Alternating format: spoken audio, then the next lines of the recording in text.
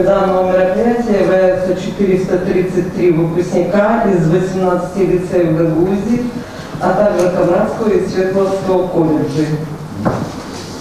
Бал «Выпускник 2017» – это торжественное праздничное мероприятие, посвященное окончанию учебного заведения, завершению доуниверситетского образования.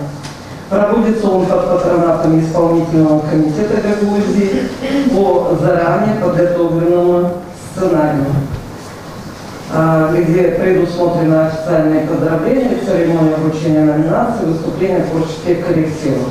Цель мероприятия – объединить всех выпускников, педагогов, родителей под эгидой образования. Поздравить всех выпускников автономии с сдачей экзаменов на степень бакалавра и окончанием очередного этапа образования.